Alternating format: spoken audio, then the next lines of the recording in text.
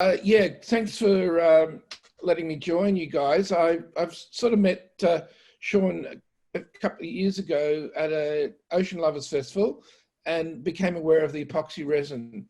The breakthrough that our companies work with, I work with a colleague in China who's a professor of microbiology, and I put it this way, powering the circular economy with the magic of microbes.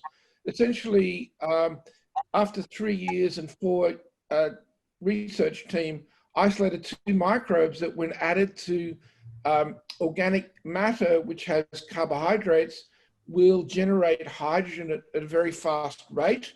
It's low cost, low tech. The beauty is that the fiber is still retained and can be used with the epoxy resin. If, for instance, we use hemp or kanaf, we can get hydrogen first, and then we can actually make a fertilizer, a herbicide. If we use the leaves, we can make a pesticide. But in this context, we can make, with the epoxy resin,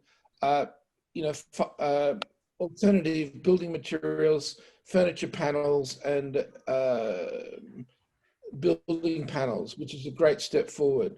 So that's essentially where I come in, but I'm also looking at other microbes which we can use from organic food waste to make bioplastics as well. Of course, that can be done with hemp, but essentially we take organic matter, we can process it with different microbes which use different parts of the food sources and liberate other byproducts, which is fantastic. That's amazing. Wow. Yeah, it is. So what kind of business model do you have? Are you at a place where this is something that people could franchise plants to be able to do this? Or is it in the research stage? Where are you with it? Yeah, we've really done a lot of the research already, looking at a lot of different organic materials, banana skins, orange skins, yogurt, potato starch, etc. But of course, you've got a homogeneous organic food waste or green waste. I have associations in Sydney where we can get access to large amounts of green waste from the Sydney waste stream. And I've worked with a company quite a long time. So we're really at the stage where we're seeking venture capital or joint venture partnerships to inject capital to develop it. My colleague from China loves Australia, and he wants to come with his family, and we're looking at about a target of 500,000 to establish a plant as well as a laboratory to do the bioplastics and the hydrogen, and then a number of byproducts from that waste stream. So that's the stage we're at. We're seeking venture capital. Nice. Chris, we should interview you. Oh, pleasure. Can you guys make sure, I love talking. You won't shut me up. Sean, can you make sure we get Chris's contact info? Yeah. This just came up in our conversation yesterday that, Chris will join in, but there's definitely numerous things we could be talking about. And with what Chris is doing, it'd make a good interview for you. Definitely. Yeah, Chris, if you don't mind, you could just pop your email right into the chat here, and we'll save the chat at the end of the conversation. Did we get the email for the woman that was here last week, the hemp woman? Yeah. We did? Will you forward that to me? Yeah, I thought she emailed you too, but yeah, I can. That'd be awesome. Thank you. No problem. Yeah, just one more thing. I recently made contact with a CEO of a company that is going to be making hydrogen cars, and he's very interested in biocomposite materials, and hemp is ideal. So the bio resin plus the hemp outer fibers can be used firstly to produce the hydrogen at low cost and then make the cars. So they're just gearing up for that. And he's very busy at present, but I'm going to email him again in a month's time. So we're really keen with Sean's development with bioresin to start making cars as well and power them with the energy released from the hemp. So hemp's the go. Yeah, that's good. And I'll add to that as well, Chris. I emailed him yesterday. It's a company out of New South Wales called H2X that's planning producing by 2023, I think, or something, 2022. That's right. Really ambitious. But we actually were, excitingly, with the bioepoxy, had a company out of South Australia called Edamax in their R&D. They were paid by Toyota. They were in a competitive bid to produce the new hydrogen fuel cell for Toyota. So they successfully did this with our bioepoxy. They had great results, but ultimately they didn't win the job. But we could pick up on that work as soon as there was an appropriate means to do so. But they've developed a hydrogen fuel cell using our bioepoxy. So I want to be introducing that. That's really amazing. cool. Yeah, amazing. Cool. So there's a question for you, Chris, in the chat. How from Roland. Chris, how's your reception among big business? Are corporations supportive of your efforts?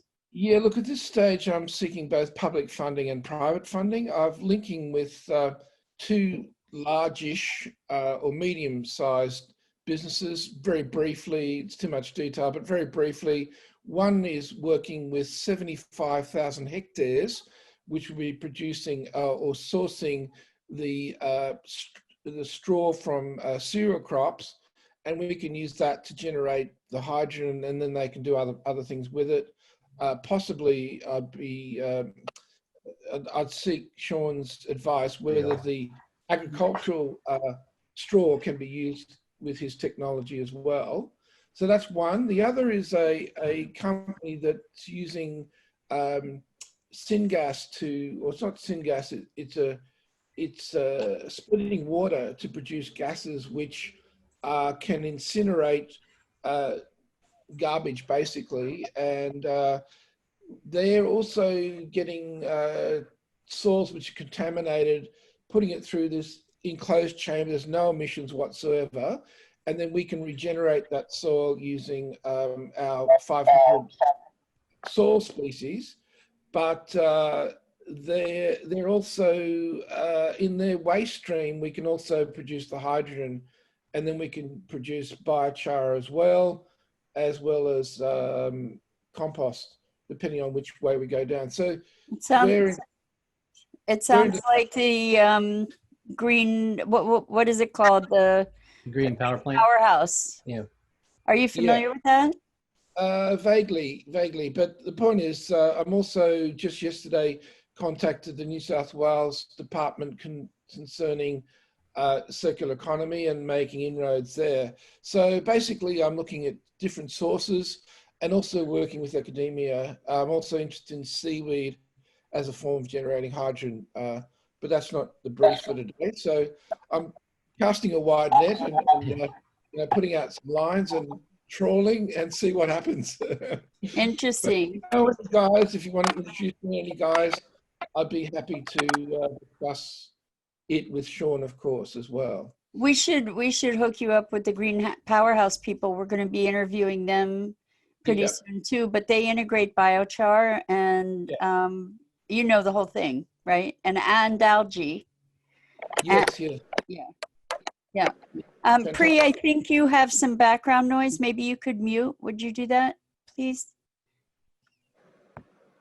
Oh, okay, sure. Thank you. So what do you think? Should we start the film? Yeah, let's do it. Interview. This is an interview that we did for Sustainability Now Telesummit that we aired a year ago, right? Right about a year ago? Yeah, it was in early June. Excuse me, early June last year. Marty asks, is Green Powerhouse Michael Smith's project? It was Michael Smith's project. He sold the company. And so he's doing something else, but we are going to be interviewing them soon. Hopefully, well, the interview I think will probably take place in July. We'll post it sometime in July, most likely. And also Roland asked Chris if you've patented your process and if there are competitors in that space. Yeah, absolutely. We have patented for sure. My colleague's invested 200,000 of his own money in it, so he's got skin in the game, and we've definitely got the patent on it. I've searched the internet, and yes, there is an American company, I think, producing hydrogen from waste. When I did some work approaching the renewable energy grants. Apparently they mentioned somebody else is doing it. So there's probably some competitors. However, and I'm speculating here, my colleague is very diligent and hardworking, and he's increasing the efficiency. To give you an idea, he's harvested potato from effluent from a potato factory. 6 grams of potato starch produces 700 mils of hydrogen within 17 hours. So he's training up and selecting microbes which are working very efficiently.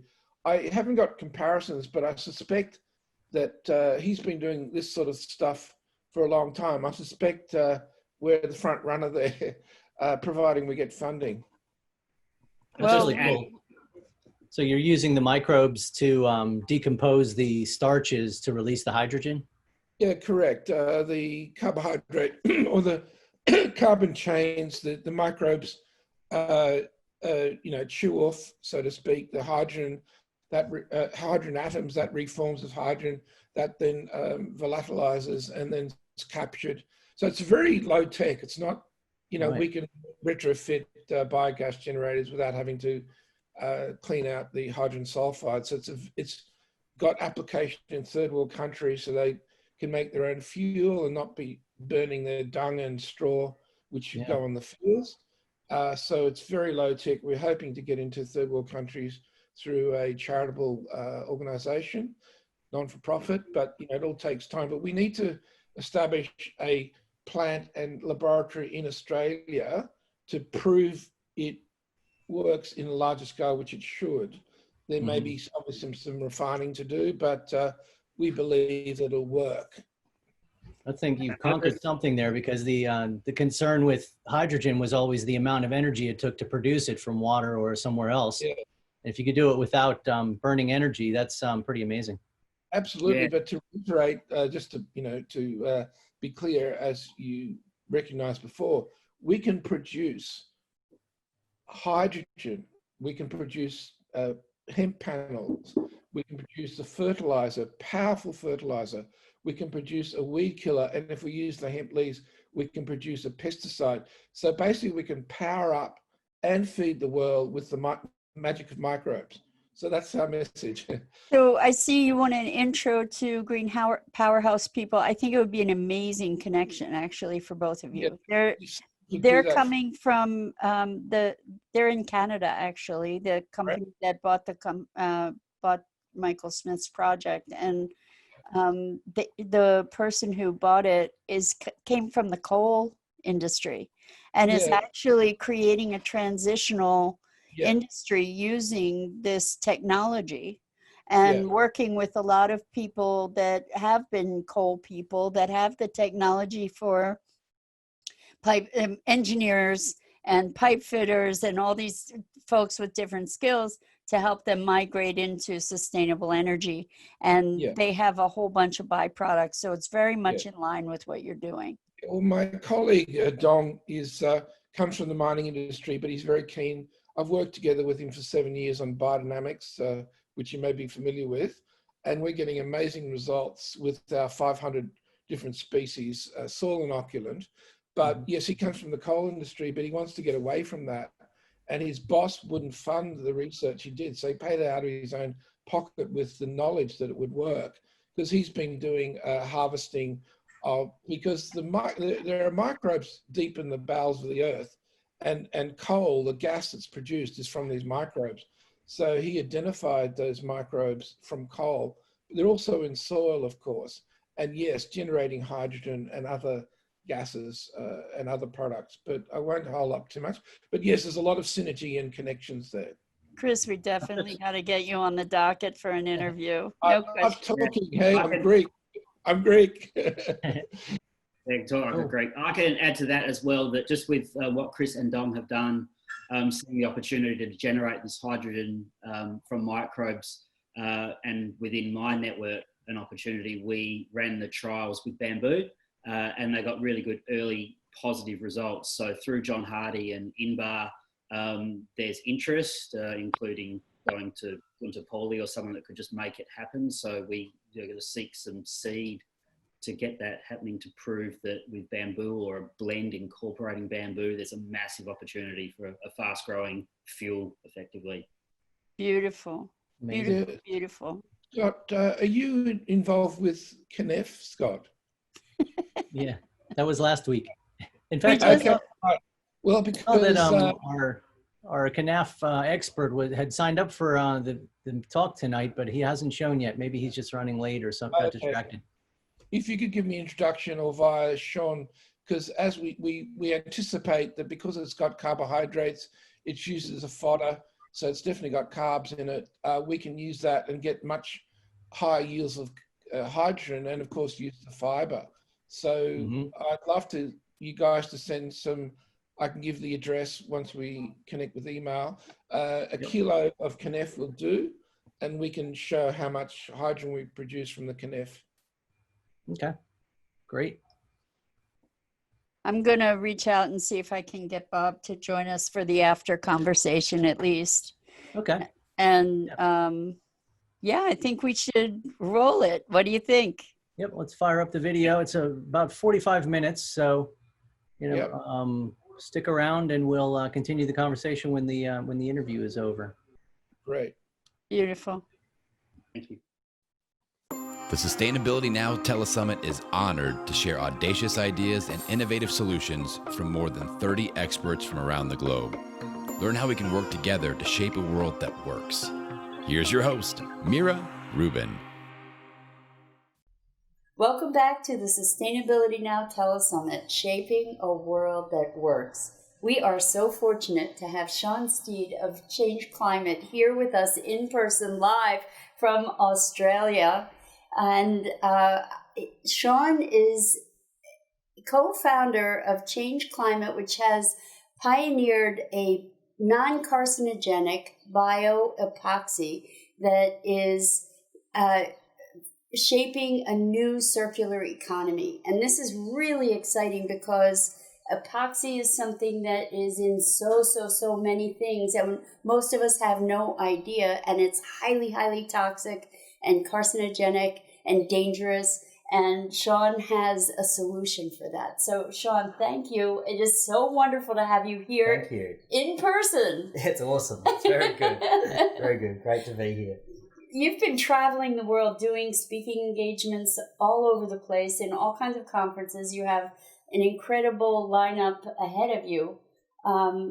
Why don't you just give us an idea of some of the places that you've been most recently, and then we'll jump into what you're doing and why it is so earth-changing. Thank you. Yeah, okay. So I guess if we'll get into the detail of how we developed this, and the fact that for good reason, I've spent the better part of the last 3 years working throughout Southeast Asia and really taking the commercialisation of this innovation forward. And to get that message out, this is coming towards the end now of a very long trip in the United States. We've had a wonderful visit. We attended EarthX in Dallas to talk about sustainability and circular economies to a beautiful, diverse crowd of people. Then when we get into the specifics of our product and our innovation, one of the most exciting things we're making is environmentally friendly eco surfboard coatings. So we presented at a surf convention in Del Mar, California, near San Diego, called the Boardroom. Got to work with the who's who of the surf industry, and then actually present our boards and have surf producers, makers, and pro riders get out on the water and experience these boards for the first time, which was really cool. And in the diversity of what we're doing, we just wrapped that up with the National Hardware Show in Las Vegas, working with some distributors and talking about broad scale applications for the bioepoxy. So yeah, it's been a busy trip, and there's more to come. So. Exactly. And so what's interesting is you just talked about the range from surfboards to hardware, and that just gives people a clue of how broad the epoxy market is. So tell us first what bioepoxy is, why it's so important, and then we can talk about how you discovered it. But Okay. you have a global patent on this product, right? Yeah, absolutely. Okay. Absolutely. Cool. So I think the critical piece to this is that epoxies are used in almost everything that we consume and rely on in our daily lives. Can you just give examples of things that people might not even think about? Yeah, so the biggest one would probably be floor coatings and flooring materials. It's used as a binding agent. It's an incredibly strong glue that strengthens materials. So yeah, I'd say construction materials is this major market where you're actually adding life, so asset protection to materials by strengthening it with epoxies. There's a really large use of epoxies in the outdoor sports market and right through the sporting industry and for components. So it's used to coat, to seal, waterproof items. It appears a lot in automotive componentry. Wind farms rely on epoxies to strengthen the blades, and all these applications, once you realise you've got an incredibly strong material that's durable, then you see that it falls into the manufacturing processes throughout the world. Now, I guess the problem with epoxies is, like many things that we rely on, they do a great service. Like really, the materials that we come to use day in, day out, we can't live without epoxies. Right. The biggest problem with them is really the environmental impact of these resins, because they are a carcinogenic petroleum-derived material, and when you really nut into the life cycle of how it works, there's a huge impact on the people that actually manufacture and work with the resins. So be it a flooring contractor or a surfboard shaper or a snowboard maker. Or an artist. Or an artist, definitely. These epoxies work as a two-part system, so a resin plus an activated hardener. You mix, it has a pot life, it cures, and then it's a finished product. It's that curing time, that chemical reaction, that releases the carcinogens and the other toxins that are within the epoxide. So we are fortunate that we were doing a project which wasn't at all about making an epoxide. We were running our environmental consulting company in Australia, and we were looking at solutions for surplus wastewater on a development project that was yet to be built, but we did have to find uses for vast projected volumes of water in a very dry part of the world. So not wanting to waste this water, burn this water, we did a feasibility study and worked out in northern Western Australia, an area called the Pilbara, under extreme temperatures. There really wasn't much we could do, but we decided that what we could do from this and what would be perfect in this location was to produce our own ponds and make biodiesel from algae. So we undertook this study and produced the biodiesel. In this process, there is around 15% refined glycerin as a byproduct, which is completely underutilised. We partnered with academia, with professors that are now part of our core staff, and coupled that with prior existing research and further work that we did taking it forward, and were fortunate to stumble on the formulation of a direct epoxide formulation from these glycerins. So this is the career shift, the backstory of how it came about, formulating the resin. So, Sean, you in developing this product, you're solving a huge circle of problems. So, I mean, we're addressing climate change. Just talk about all of these things that are all integrated into your business model. Because one of the things that we want to bring to people is the paradigm of thinking about a complete cycle. And you've really done that, from creation of your product to the way it's affecting local economies. So maybe you can give us a little bit more background of, like, what problems are you addressing? Because this is huge. And I haven't really I've seen very few other kinds of business solutions that have such a comprehensive view. And I think this is a really great model for people to sort of wrap their head around. So go for it. Thank you. So I think the the real key thing with what we are working towards, with how we structured the company to address a major problem and create the solution, is to come about things a different way.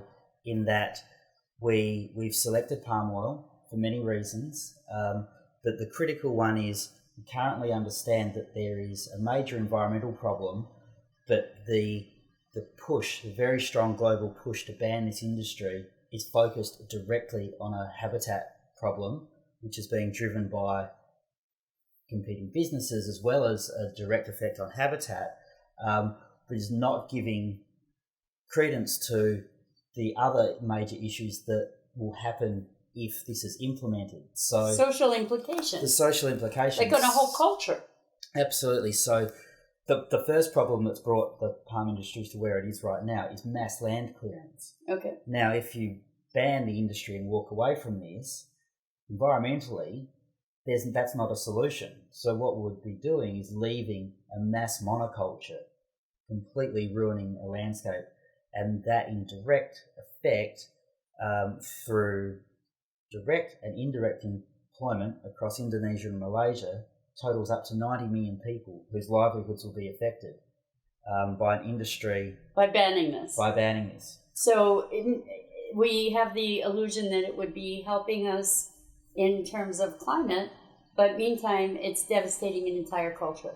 Yeah, it will. To just eliminate it. It just will, yep. Okay, so we need to look for another solution. Yeah, we need to look for other solutions. And the key points for this is maintaining the habitat, restoring the habitat, environmentally, if you leave a monoculture and then there's no way of restoring that land, there's no funds, there's no budget to rehabilitate that land, then you can look at major environmental disasters as far as the soil be depleted, mudslides, the works, it won't change. And employment options are removed completely. Right. So our model is to build in new products to an existing large industry, being the palm oil industry. So our circular economy model is based around utilising the waste resources of a current system that is ineffective. Palm, in some means, is a good crop. It fruits 3 times a year. It's a very high yield crop. It's one of the most effective ways, outside of algae, as a land-based crop, it's the most effective crop by a mile for generating a biodiesel, which is a non-petroleum form of fuels. Okay. But to ensure the yield and to push that industry, there is a major land clearance which is called a slash and burn. So every 5 to 10 years, the plantations are cleared and replanted.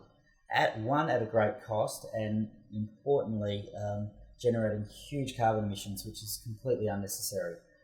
On what kind of scale? On a global scale. So it's documented that the burning of Indonesia and Malaysia produces up to 11.3 million tonnes per day of carbon emissions, where we're talking 8 million tonnes per day for the entire European Union.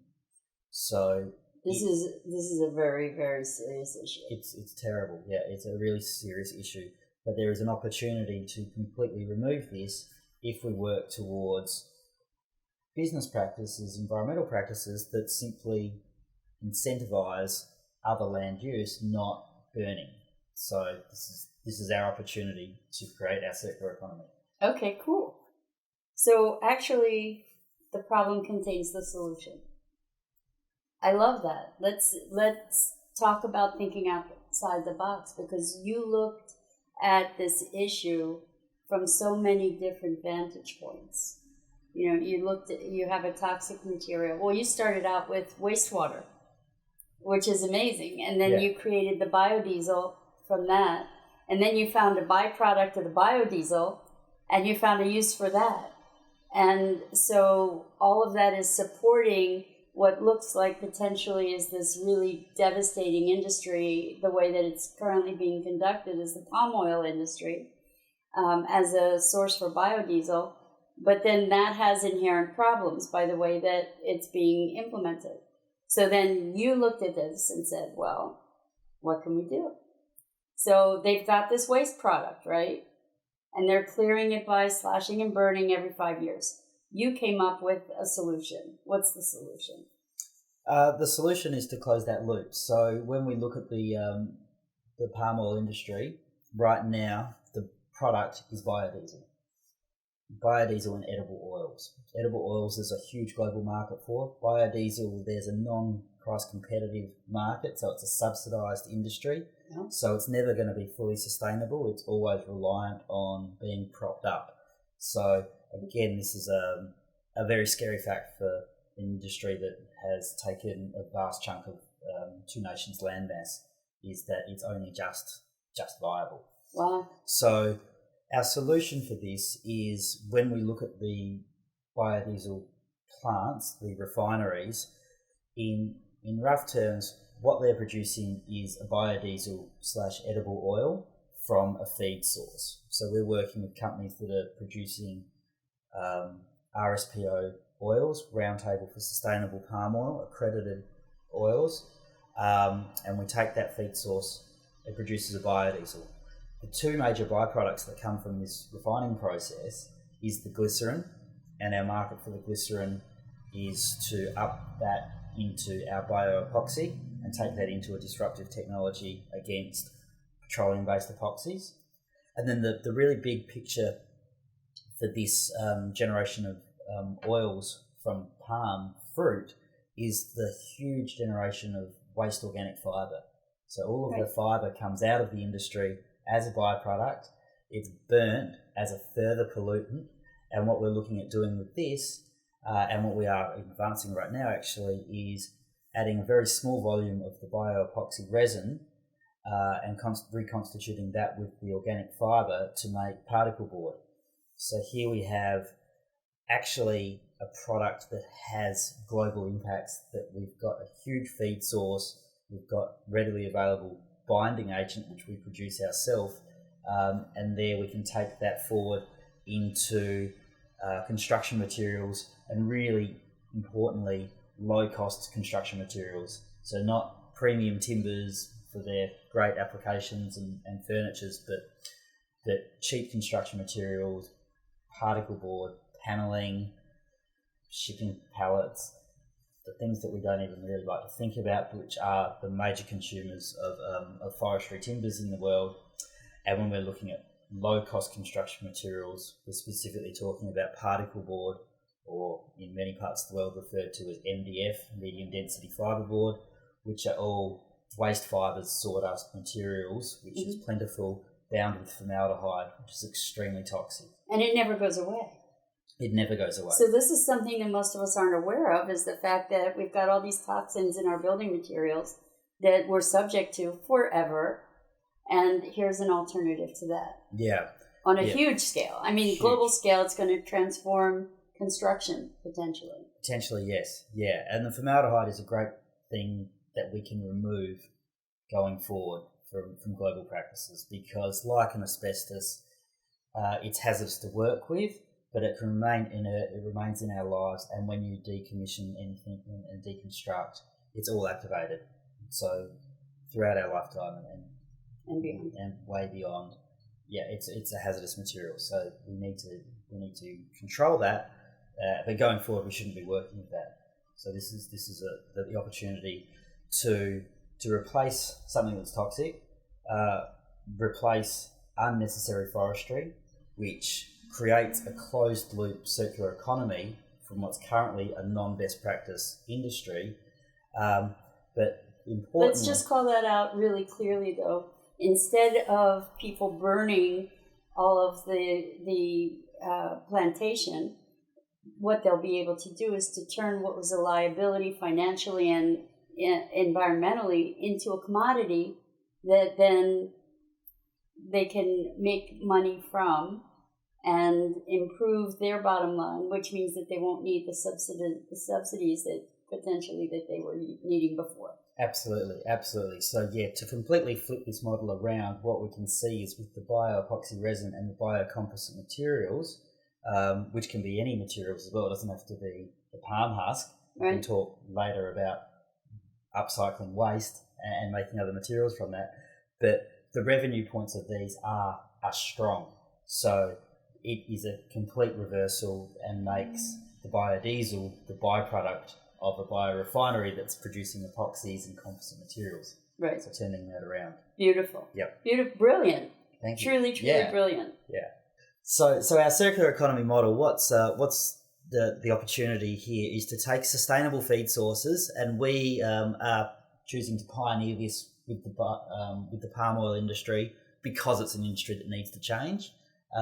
Moving forward, globally there are sources of glycerin and waste byproducts everywhere. So we plan to expand this model and license it out globally to do these great initiatives wherever is needed.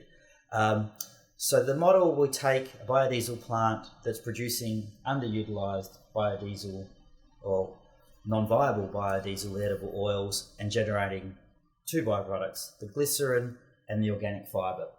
We're working on a pilot plant. We've done studies in Jakarta and working on a new facility in Johor, Malaysia right now to commercialise this process, our patented process, take the glycerins, convert to the bioepoxy, and then take the organic fibre and make the composite materials.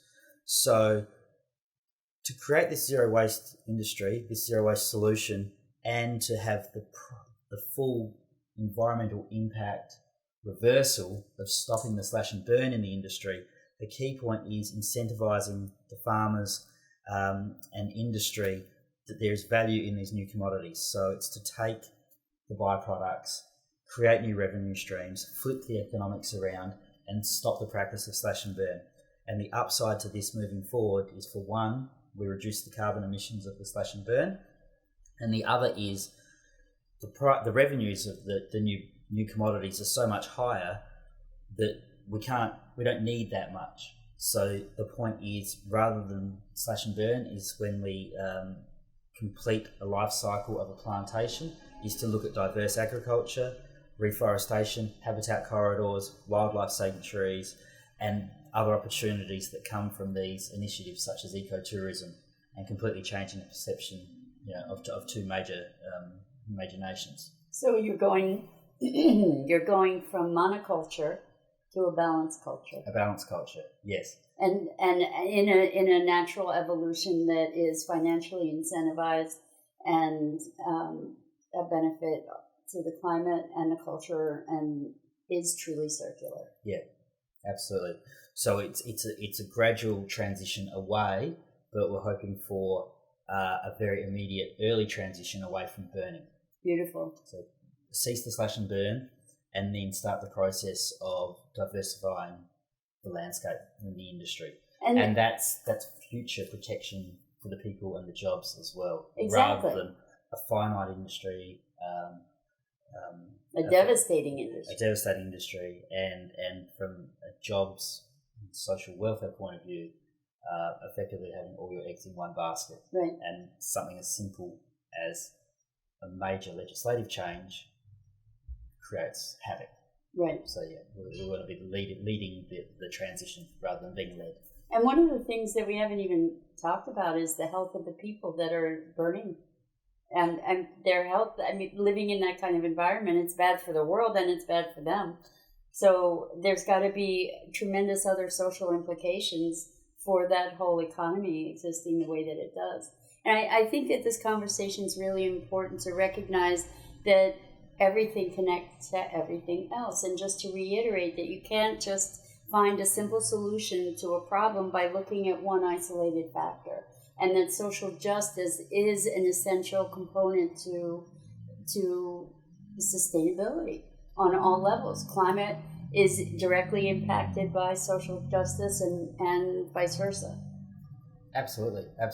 So yeah, it's really raising awareness and bringing to a forefront the fact that there are many other elements that need consideration rather than the easy simple solution. The easy simple solution and the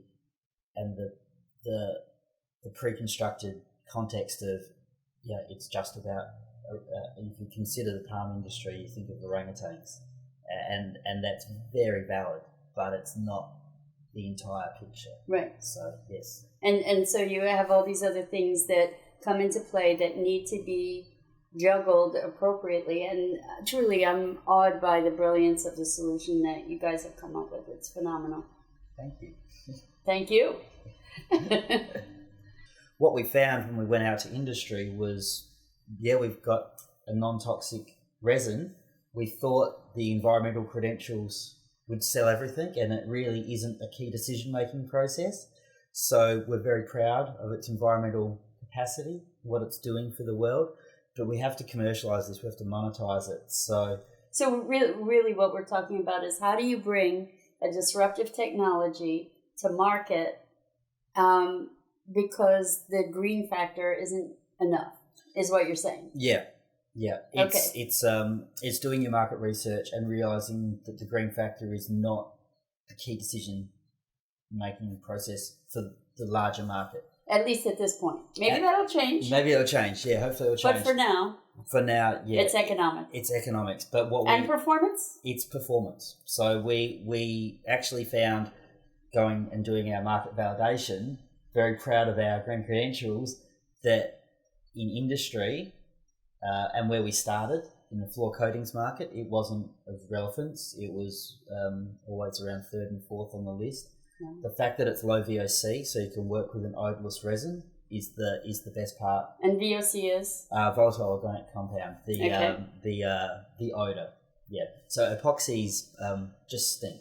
So usually, if you're working with a 2-part epoxy, it'll mean if you did a floor, you'd have to work like 4 to 5 days before you could get back into the building. From the point of view of like the arts market, which would love to use epoxies, you can't work in co-working spaces. You can't work anywhere unless it's directly in a sealed room, and there you're putting your health in great jeopardy. So the low VOC is actually the real competitive advantage that our resin has. We also patented the world's first BPA-free, bisphenol A-free resin, and found that it's completely UV stable. It will not yellow. Epoxy's usually yellow within 2 to 3 years. And crumble. Yep, so it's performing as a UV stable resin, and it's extremely hard. It's up to 4 times harder than concrete. So there's really good applications there.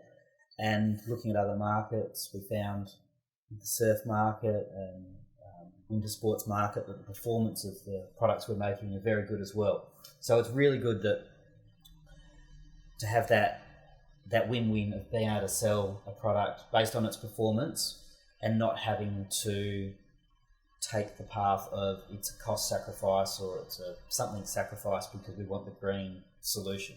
Right. But ultimately what we want is the green product, but it's no good having it if you can't. It has to be a competitive product. Yeah. So our applications for our bioepoxy are limitless. It's been really exciting. So we started with flooring. Flooring is a hard market. Like there's a lot of variables. No pun intended. Yeah. Look, it's just so many variables to flooring, and a very easy product to apply when you're given a clean new concrete slab, but the contaminants in old slabs, there's a lot of variables. So we found that going into other markets really was where we should be and how to scale our business. So we've been working closely with a range of resin artists, visual artists, who are doing beautiful work, getting great results, but also really enjoying the fact that there's this odorless, non-carcinogenic resin that is an opportunity for them. They don't have to sacrifice their health in order to do their health. When it comes to flooring, it's common for industrial applicators to wear full suit respirators. We're Australian. Our tradespeople that are doing this are familiar with the Australian climate, so to wear a respirator and a full body suit, in an Australian summer is an incredibly uncomfortable way to work. So to have a non-toxic product is just great. And the curing time isn't as long either, right? No. So it cures with a 20 to 40 minute pot life, depending on our formulations, and will cure overnight. So the applications are quite simple. If you put in a floor, you put it in at the end of the day, and the next day the staff can work on it and they can't smell it. So They don't even know that a new floor coating's gone in. So there's numerous Amazing. applications there. Yeah. So working on materials, we started out with the alternative MDF, the sawdust, and then we've been looking at other materials such as waste plastics, crushed glass, rubbers, shredded rubber, using used coffee grinds, and making all these beautiful materials, some extremely low-cost alternatives. Some of them are looking like actually high price value luxury items, but just getting a mix of new products out there. But importantly, our driver is everything is based on waste. So taking wastes, upcycling into new materials, not relying on finite resources, is really a way that we need to work globally together to reduce our footprint. For sure. Yeah. Surf industry. I mean, okay.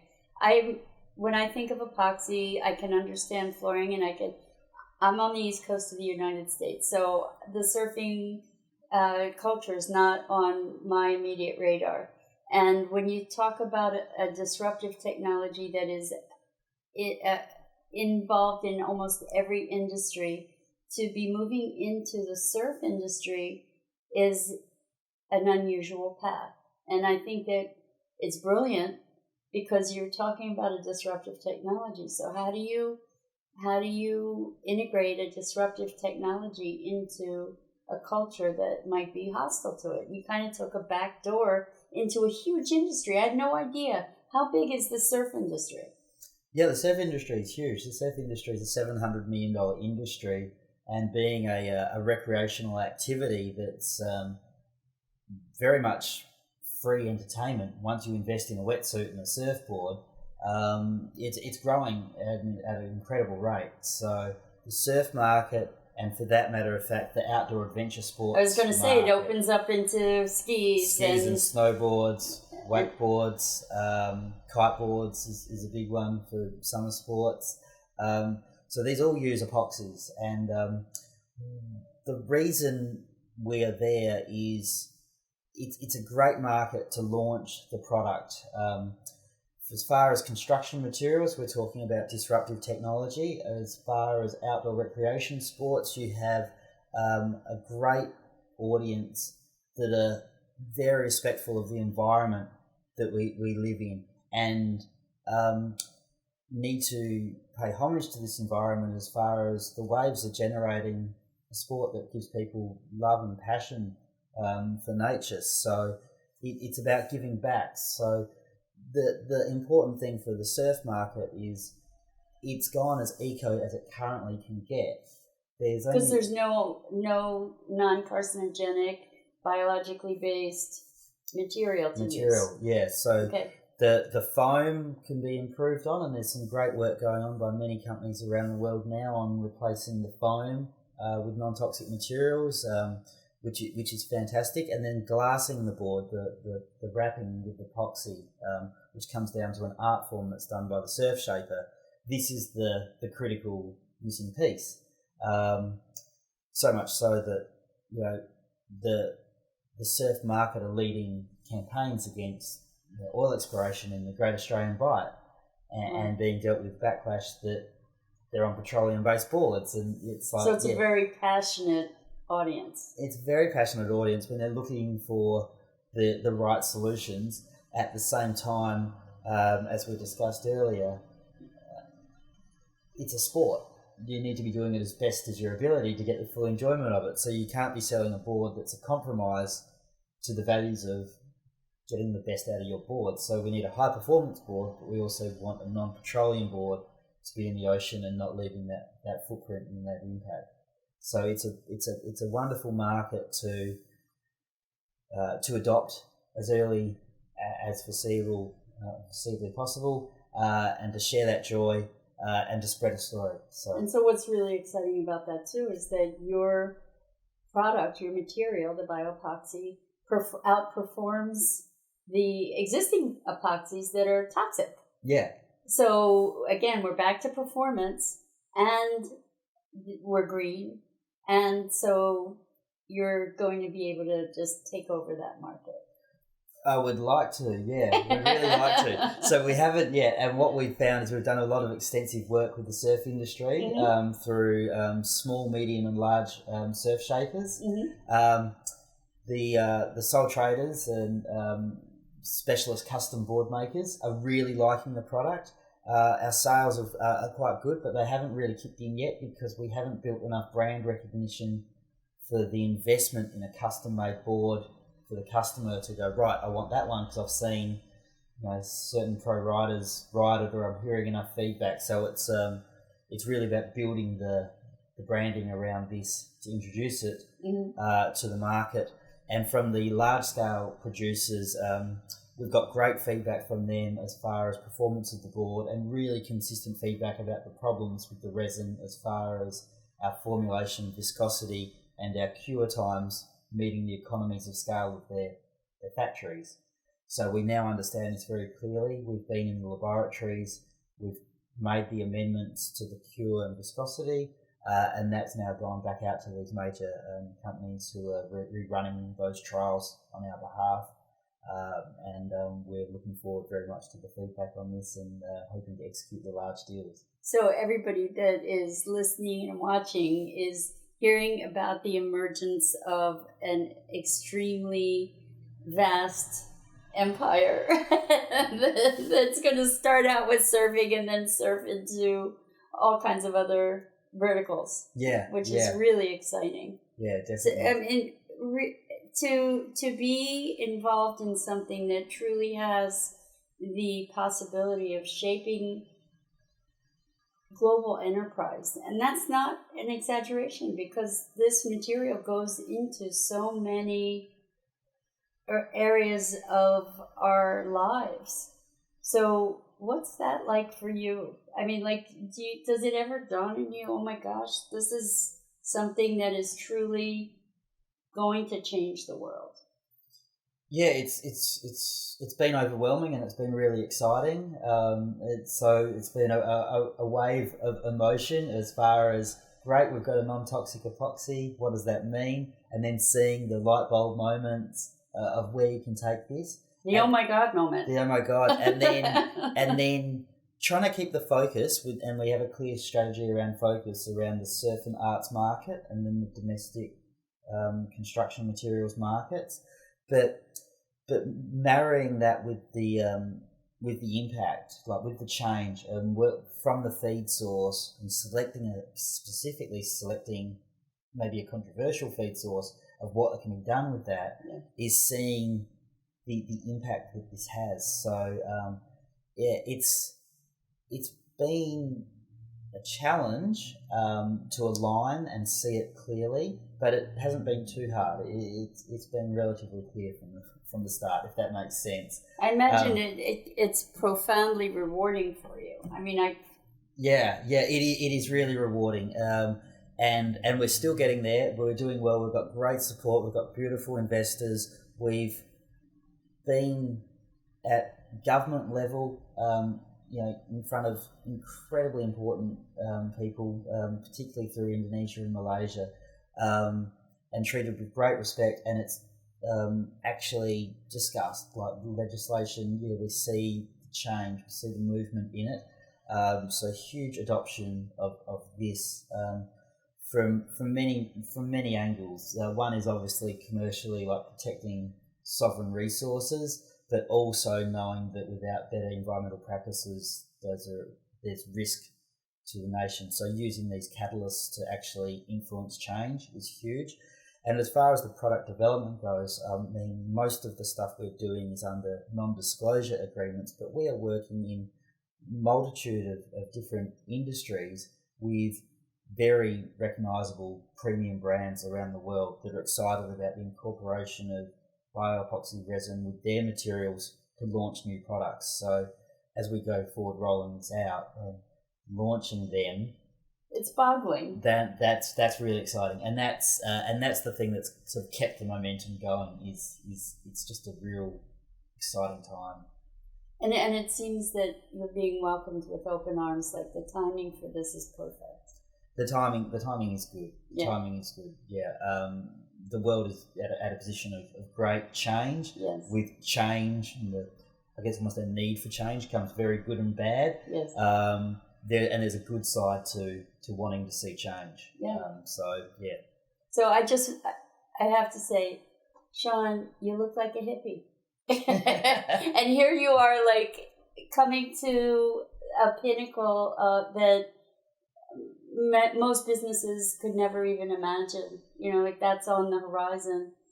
I want to say thank you for maintaining your authenticity and your presence, and to be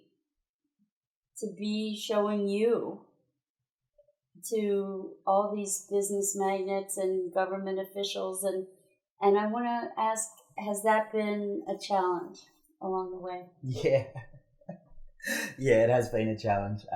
It's just about knowing yourself and being true to yourself and how you do it. So this development through the consulting company's innovation has been really enlightening as to knowing, who you are and what you stand for. So I think my career, I learned a lot from my beautiful late mother, who was a botanist, that we used to have a botanical business looking after threatened flora together with, and she was like the master of looking sharp and going in and extracting money, and then employing all of us hippies. And as I had to take over that business when her health was not good, I really learned that skill.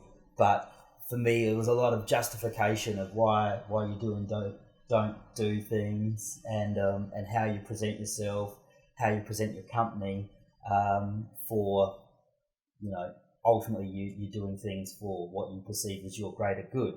So I certainly ran the consulting company for years, and the previous Bushland Restoration Services business, with a different mantra of almost alluding to being more corporate than we were, as that was the means of getting the funding, employing good friends, people with their heart in the right place that wanted to do it, but probably not presentable enough to go in and get the funds.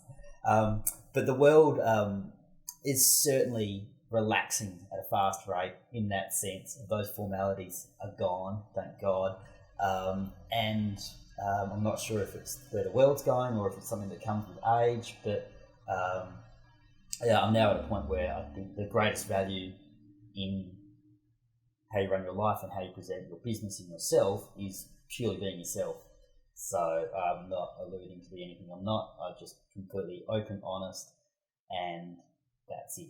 And having that what you see is what you get approach is very easy, rather than how am I going to present myself today? Trying to create a persona. Yeah. So I've viewed this, the great thing of being, I guess, in an entrepreneurial environmentalist is there are people that love what you're trying to do and your market, so you don't have to present it any other way. Previously in consulting, it's like juggling very conflicting interests. So we're working in environmental sciences, as we were for clients that were some government and NGO, but primarily mining, oil and gas. Their objectives are different. Their need for engaging you is completely different. And it's certainly not about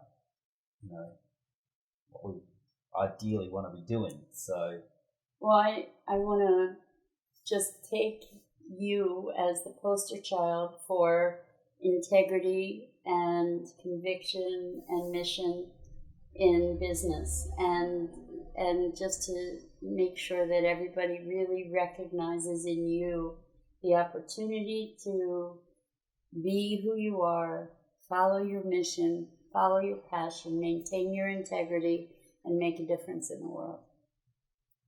Thank you.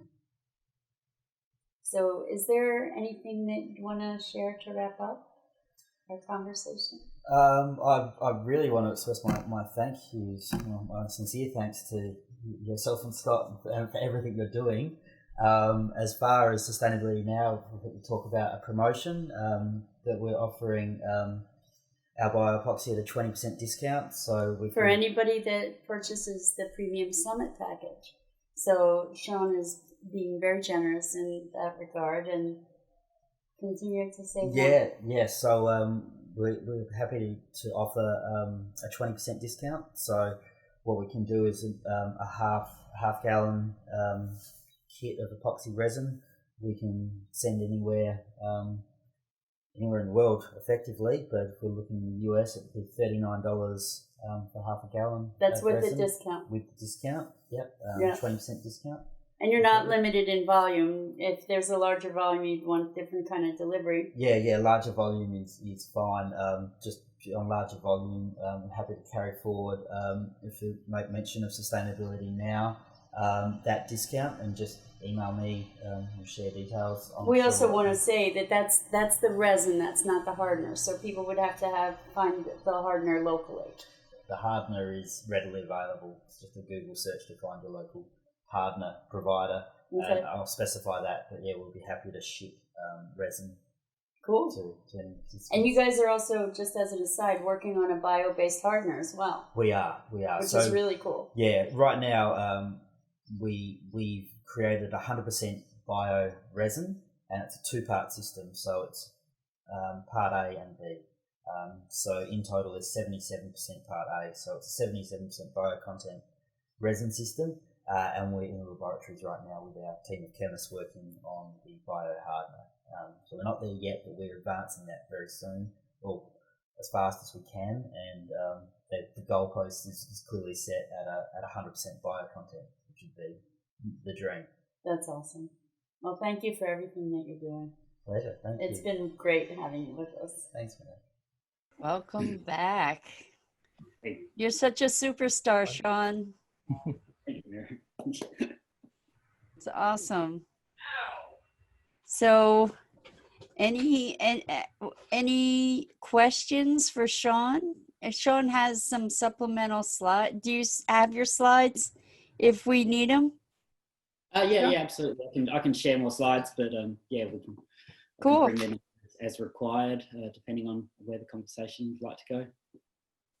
Anybody have any questions? Feel free to unmute yourself, and there aren't too many of us, so we'll just go make it a free-for-all rather than some sort of formal submit your question thing. Yeah. Okay, I have a question. It's proven on the surfboards. Do you have any applications on marine exterior hulls as a coating, or anything else, large marine applications? Because that's where my brain was going almost the entire time. Sean, tell them why we're all laughing. Well, yeah, I'd like to go there, and our mutual friend Dirk is keen to move this forward as fast as possible, and has identified some partners to build some examples for us through the Caribbean and Mexico. That's where I'll be. Yeah, good. So yeah, that's obviously, and I missed that in, I guess, one of the answers to Mira's question. That's the big industry, like by a mile, is the marine craft, the shipbuilding, the recreational through the commercial marine. We do know that the product has very good anti-foul properties. We've tested it in seawater. We haven't done any boat building as such yet. But we've put tiles coated with the bioepoxy into the ocean and left them there for months on end, and they've come out clean. So we believe we've got the very good anti-foul properties, which is huge to begin with. As far as the epoxy application goes as well, it would work like a two-part epoxy. So in essence, it could be a like for like to be used for repairs and for shipbuilding. So there's a market there. I guess the key point is, as we've sort of scaled this up, developed the product, done a lot of testing to ASTM standards, we're identifying the markets that we can go to immediately and what needs further work. So strategy-wise, the outdoor recreational sports and the arts market are very good for us because we have enough data and support to launch those markets, and we're ready, and we're already out there. Now going into structural items, this comes into the particle boards and other composites. There's more rigorous testing, of course, required before it's ready to commercialise. And again, that's why shipbuilding has been, I guess, put on a back burner. But as we're raising funds, we have plans for where our R&D spend would go, and as soon as we can go down that path, we want to be doing shipbuilding. But there's interest from numerous parties now to actually take resin and go off on their own and do it. Can you give an update on the bioepoxy hardener? Yeah, so we had probably the world's premium surf company developing materials with us for their applications. We have gone and changed the formulation to meet the economies of scale at their large factory. We've delivered that. We've increased the bio content in doing so. We've blended a new hardener for that formulation. That project is in a holding pattern until we can produce resin at large scale ourselves, which is our Malaysian opportunity, which we're edging closer to doing. Then we can commercialise and activate that sale. Furthermore, the continued R&D from this is looking at higher bio content in the hardener, alternative hardeners, and we've got it to a point where we've gone to an organic plant-based hardener and created the total bio resin kit, the part A and B, has a 99% bio content. So we've got to the key point really that we aim for. So that is quite a change in the market now. So we're very proud of that, and we understand the value that this has for the planet. Anybody else? Questions? Oh, come on. Matt has a question. Go for it, Matt. Oops, you just muted yourself. There you go. Do you have any estimates or projections on the potential for it to reduce carbon emissions if certain things go right? I'm trying to work with a couple of companies now to actually study and quantify this, but I don't have the estimates. So I'd be open to any suggestions or ideas as to how we can get to having these results. I guess everything is relevant to the market uptake of what we are doing, but the way we project scale up from our refinery in Malaysia, then immediately those materials that we create have a net positive impact, and it's displacing petrochemical alternative products. So we can start quantifying this.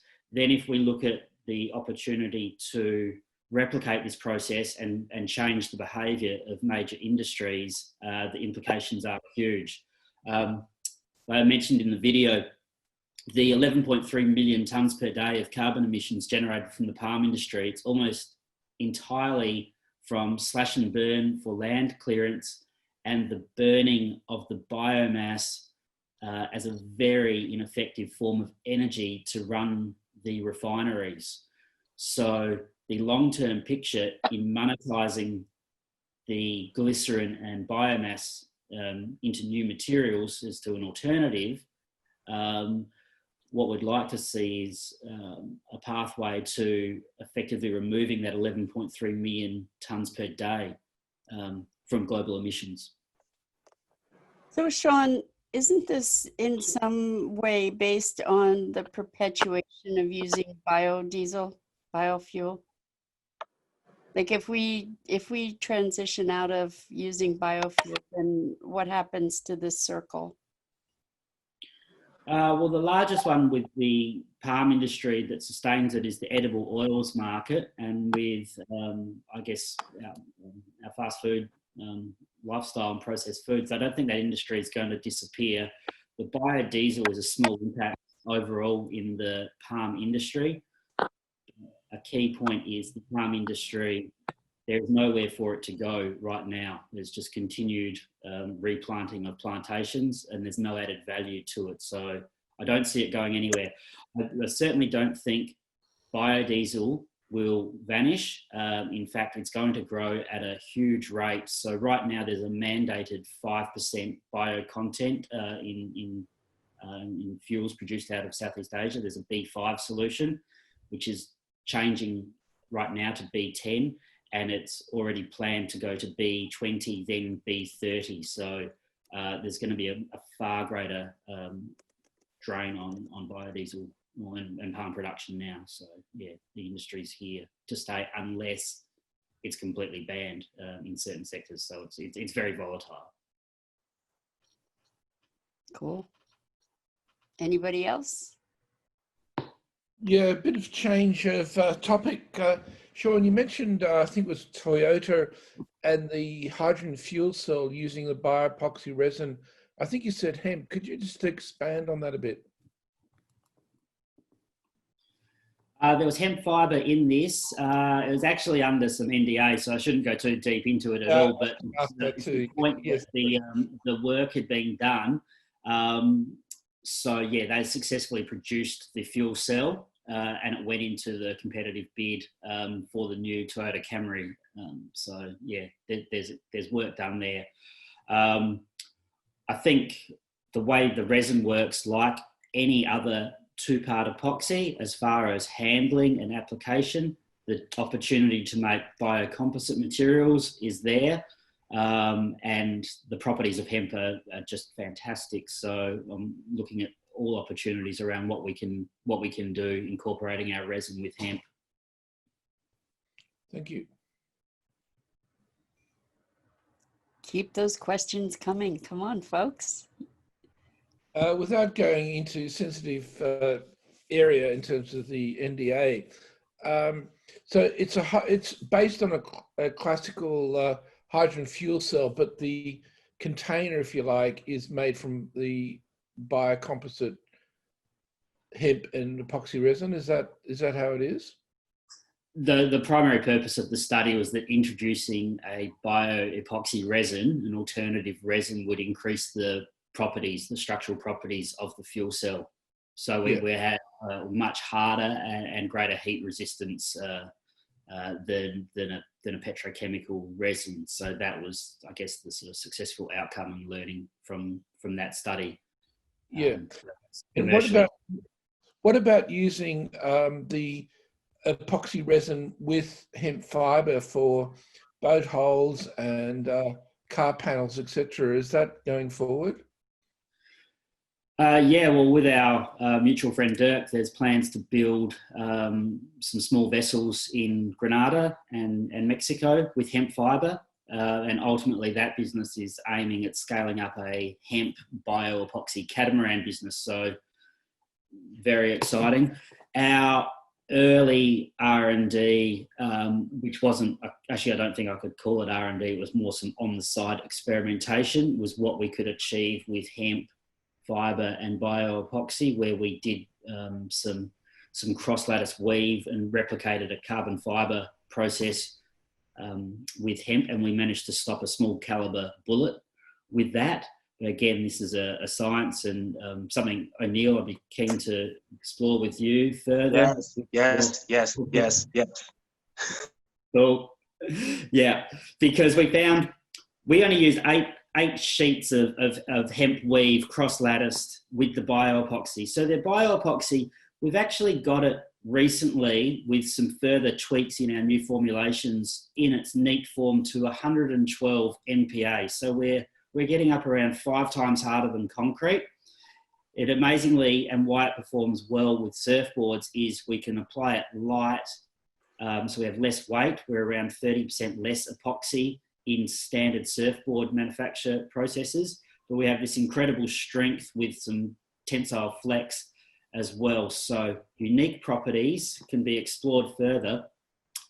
The panel we made that stopped a bullet was very thin, only around 6 mil.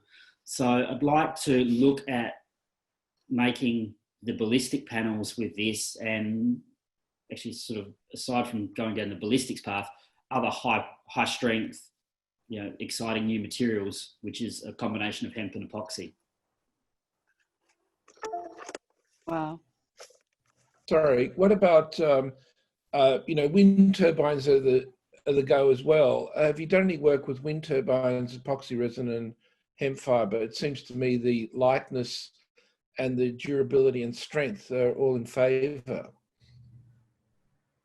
Yeah, absolutely. It's a very large market and it'll be a great opportunity. We haven't commenced it yet, but we've married up 2 ideal companies for research. We're putting together a funding application for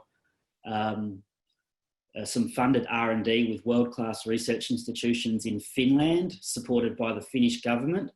And with this, we have found the largest producer of wind turbine blades in the world in China, that's interested to be involved in the study, along with a large European Finnish-based EPCM installer of wind farms through Europe.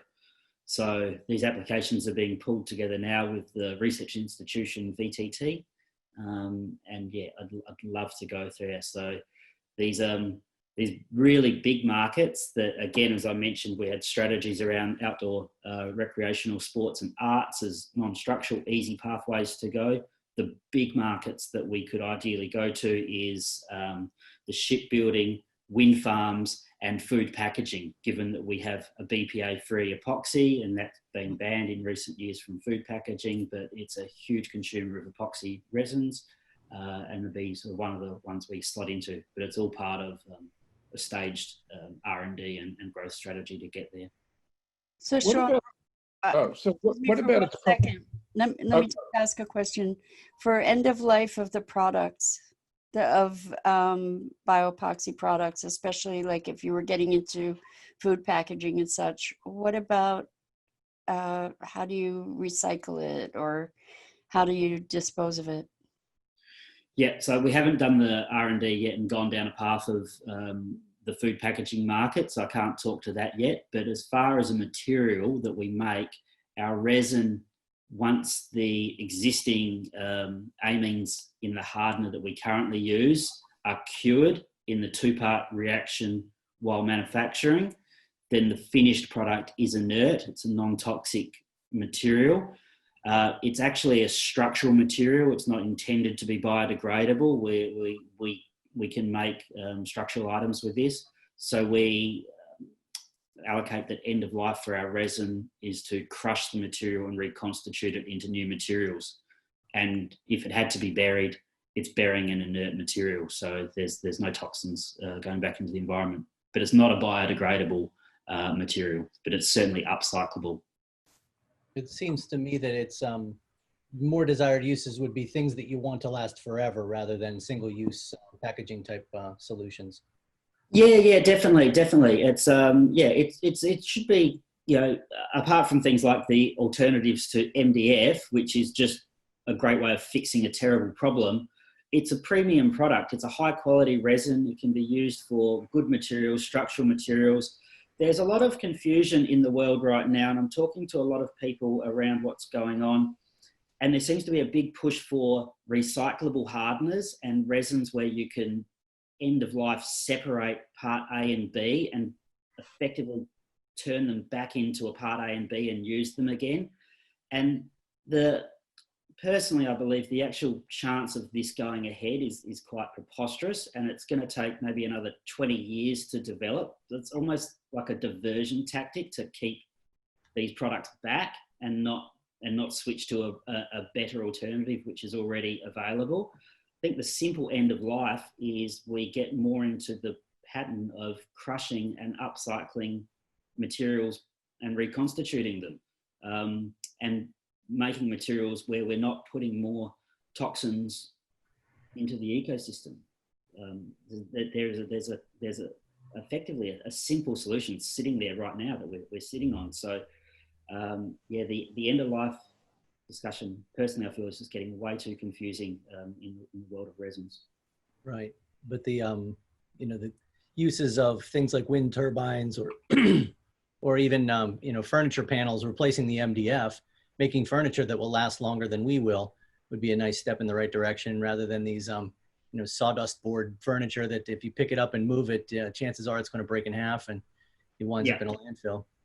Yeah, definitely. And there seems to be a very good movement away from the disposable sort of habits that we have now. I guess more of a European way of thinking of buying less and buying premium. So yeah, this is a good shift in behaviour. I guess it depends on what kind of materials you're going to upcycle it with. I think that that's something that we need to be looking at with greater consideration all the way around. You know, like when we're repurposing things, to not be combining, like so much of what they're doing now with plastics, upcycling plastics into fibers with blends, and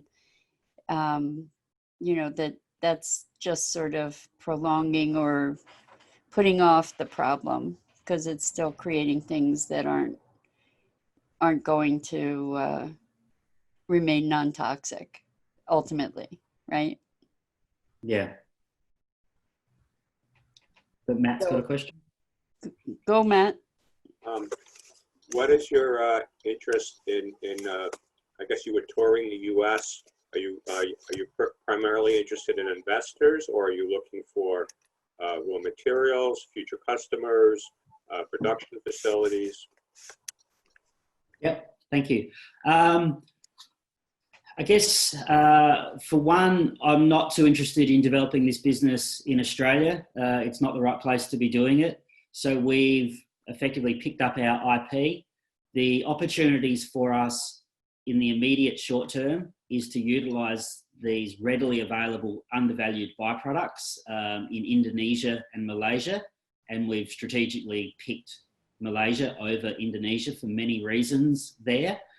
We are in a great location to export from the source of where we manufacture. So it becomes a very centralised, simple process where we are working like adjacent to biodiesel refineries where we have biomass and we have glycerin. And then immediately we're at a port. The markets to drive the growth of the business is first world markets for premium goods. So it's Europe and America. So I've been traveling a lot through Europe and America, identifying customers and R&D partners where we scale the business. The opportunity, how we make it, it is transferable across the world, everywhere excluding the Arctic. There are biodiesel mills of different sources. So we can replicate this process anywhere that we can get refined glycerin, so including North and South America. There's no shortage of biomass and waste resources or byproduct resources that are underutilized. So we can always be making materials anywhere. So we see the biorefinery process as repeatable, replicable, and we can set it out under license. My interest in America is sales, finding a large customer base, finding a more eco-conscious base. The thing I really like about America and Europe is the openness and willingness from a large proportion of the population for change, and they're excited by new innovation and new materials. Australia is not one of those places. It's very much only will do anything once someone else has proven it to work. So I'm happy to fly that coop and get out of here as fast as possible. So I'm looking at Europe and America with detail for investment, R&D partnerships, and sales, and potentially we could be manufacturing there as well. So it all comes down to picking good locations. Cool. So Anybody else? Oh, I'm sorry, go ahead. So in the U.S., you could partner with the ethanol producers and in different parts of the world, people making biodiesel from algae and other products. That the original source doesn't matter as long as you are making biodiesel. You're going to wind up with the glycerin as a byproduct, right? Absolutely. So with refining biodiesels from agri commodities, from biomaterials, in general terms, there's two forms. There's crude and refined oils. So you have crude oils and refined oils. What we need is a refined oil refinery. So if they're producing a refined biodiesel, then we get high purity refined glycerin by default. And that's a beautiful material and it's completely undervalued. So there's 12 plants in Indonesia, 4 in Malaysia, producing over 500,000 tonnes per annum of refined glycerin. It's like 99.9% pure refined glycerin, which we can get for almost nothing. And this is, an infinite supply of material that we can uplift. And that goes for the world. This refined glycerin is underutilized, undervalued, and that can be the basis of our bioepoxy formulation. That's great.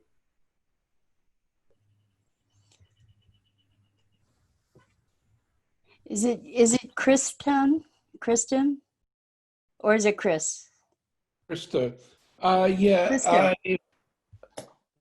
I was just wondering, looking at renewable energies and the application of the bioresin with other materials, anything happening in the solar panel area with the bioresin and the composite materials? Is that a possible application?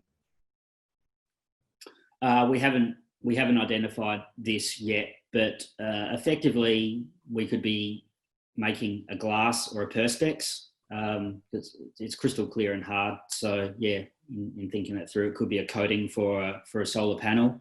It's got interesting UV properties. We've been making roofing in Indonesia by coating actually just used bed sheets from the hotels in Indonesia, where we've made new roofing materials for the green school in Bali, and they are anti-foul and let a beautiful light through. It's effectively a greenhouse material. So yeah, that's off track, but for one, that's a great product for developing nations for low-cost roofing. It's a waterproof, anti-foul fabric.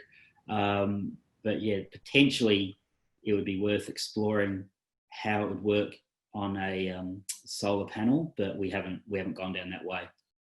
Yes, because some of the costs of solar panels is the cleaning and also the life cycle, the duration of its use.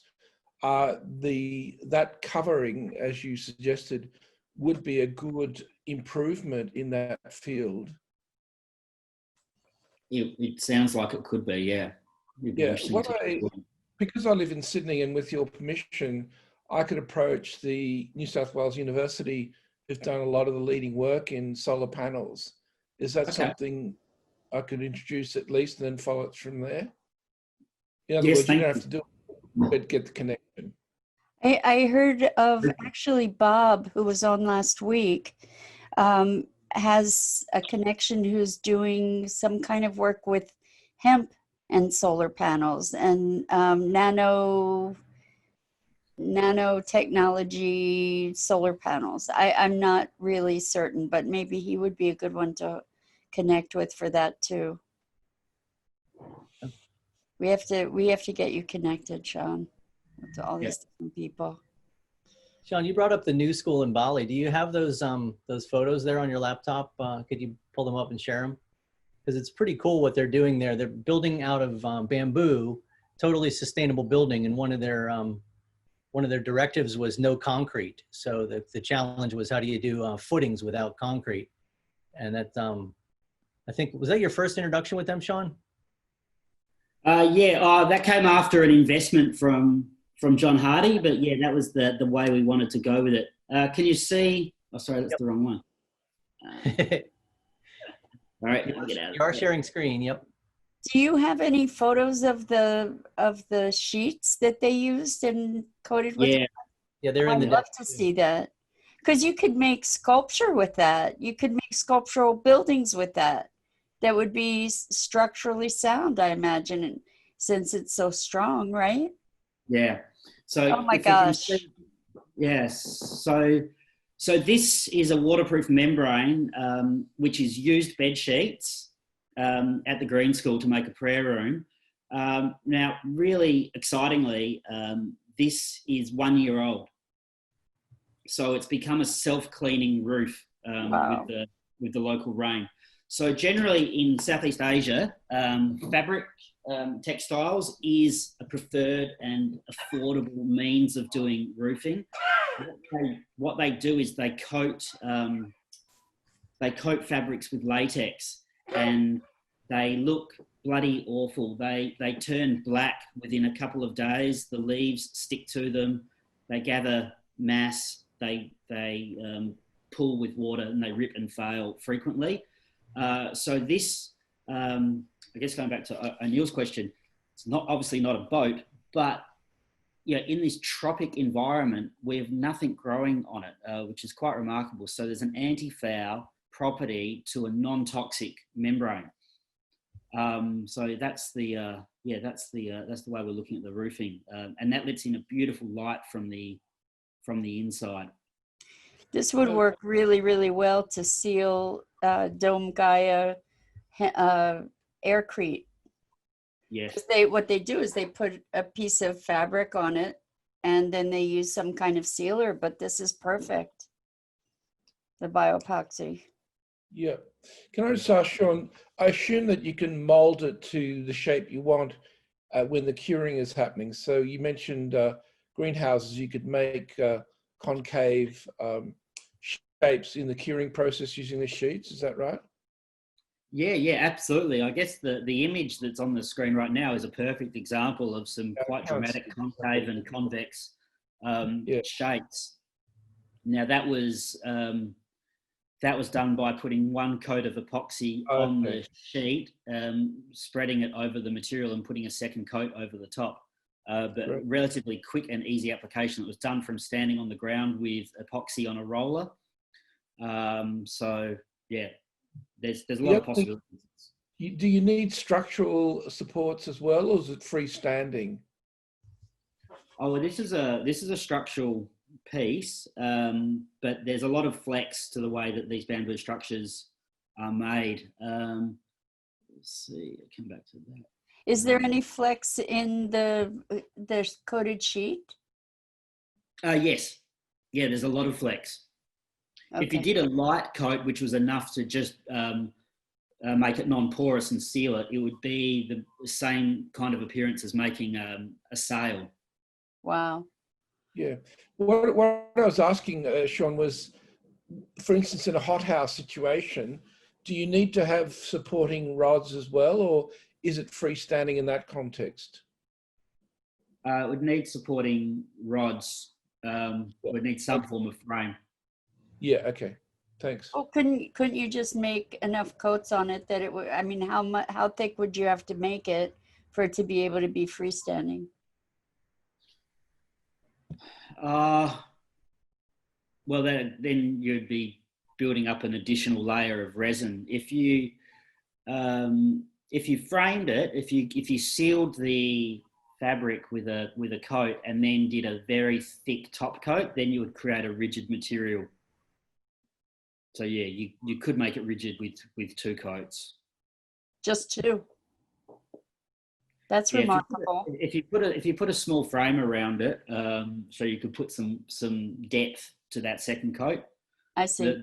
The key thing would be to seal the fabric in a first application. Wow, very cool.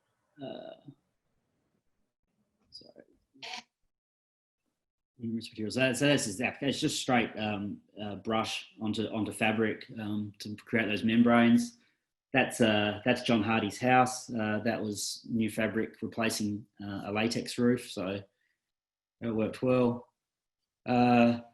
These are really interesting materials as well, where this a little bit like the I guess the shipbuilding and wind farms is an additional project that we've only just touched on, but the key reason behind my initial investment out of Bali was to use the resin as an alternative to concrete. So this is a mix where we were using finished product. It's 8% bioepoxy, and then it's a mix of crushed construction rubble and aggregate stone. And that creates an extremely hard concrete alternative, which is got a lot of application, because if we look at the concrete industry, it's a toxic $1 trillion industry. It's one of the largest producers of carbon emissions in the world, and it's the highest water use consumption market in the world. So we have a waterless, non-toxic alternative. Right now, our limitation to commercialise this product is further testing and the economics. But once we have a plant in Malaysia, then we estimate that we'd be producing an alternative concrete for less than 25 cents per kilo. So we've done some work on costing this out, and this is again going into the application for funding in Finland. This Wow. seems like more of a long-term project after you've exhausted the higher end markets where you can make more profit per kilo.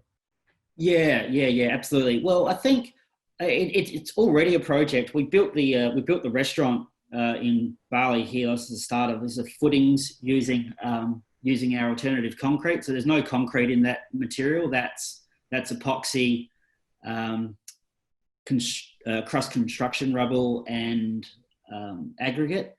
And that was a driver behind one of the investments that we received.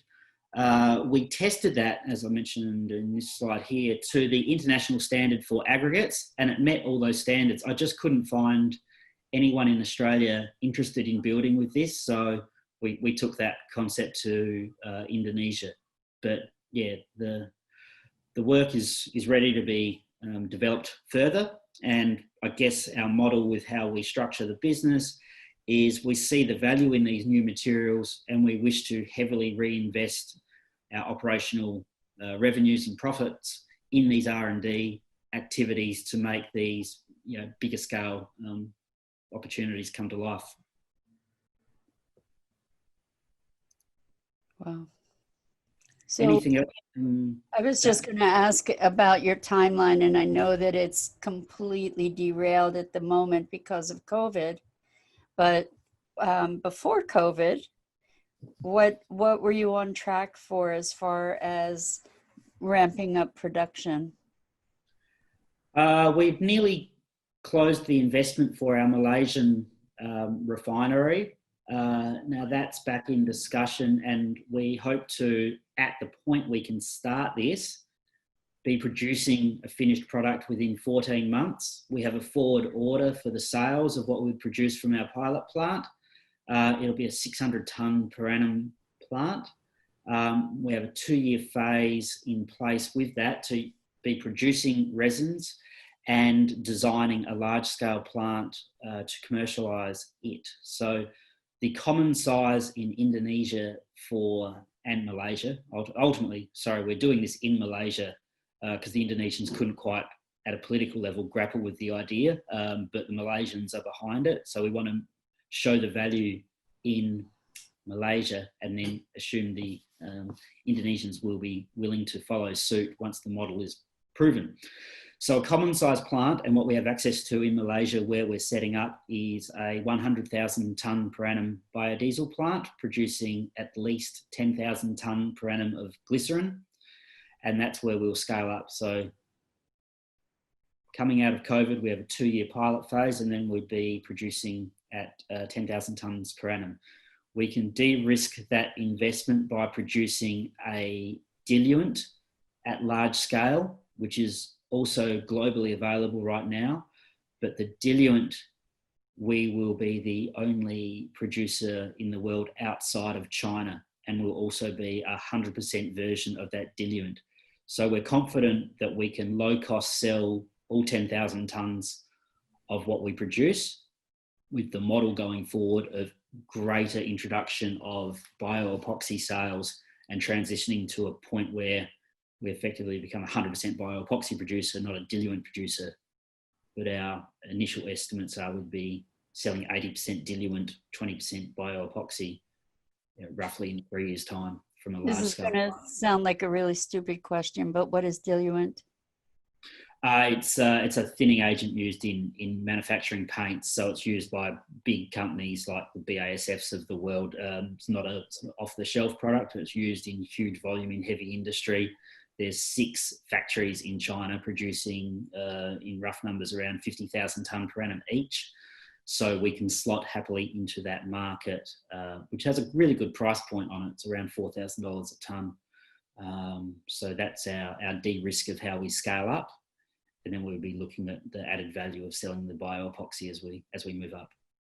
I love the strategy of really laying a strong, solid foundation to get yourself up to full production before you really start attacking the markets that are going to be most threatened. It's genius, really genius.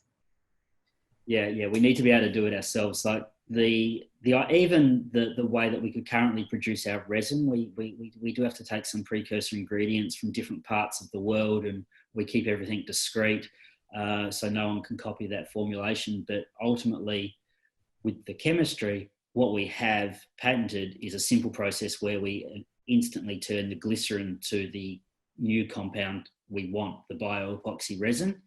So this is what we will do scaling up. But yeah, if we don't handle this ourselves, then we have risks around precursor ingredients, price spikes, and other things that will limit us. So we're securing the rights and locations to the precursor, and that gets us in the position we need to be to move forward. And one of the key things I haven't sort of touched on yet is the Malaysian government have been very supportive with this. So they've awarded us a pioneer status in Malaysia. It's awarded now pending our start date, which we can get once we close the investment and come out of COVID. And once we break dirt and start in Malaysia, we have a 10-year, 100% tax exemption in the country. So this is a really good opportunity to maximise our returns, make ourselves profitable, to reinvest in our R&D and scale the business up. That's beautiful. Wow.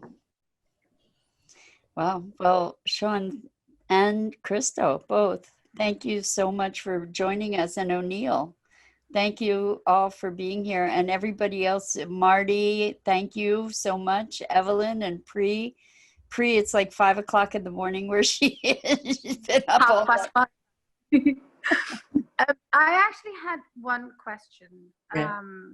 In terms of the construction market, like, has the use of like the epoxy as a concrete alternative, has this actually happened? Like, have you guys built anything?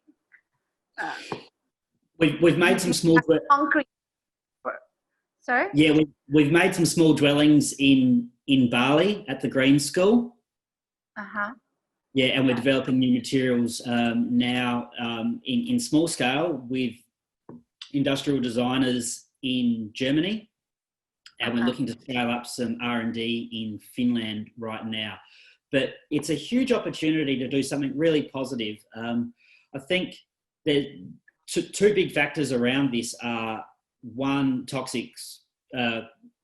Concrete is terribly toxic and destructive to the environment. There's a huge volume right now of concrete infrastructure that's at its end of life. Like, America's infrastructure is tired. Japan's is really at a critical point where they need to replace everything. The notion of reproducing more concrete is silly when the material to do it is, in effect, that concrete. So it comes down to what's acceptable and what's tested. But if the resin's strong enough, then the base of the material can be the old concrete. If we can just crush that and reuse it, we have a perfect product to scale this up. The other critical part of what's missing going forward is that the new concretes are all produced from the potash of burning coal. So with the movement to renewable energy and EVs, this is reducing heavily going forward, unless people are simply burning coal to make concrete, which is even crazier again. So there's many reasons why this alternative stacks up. Right.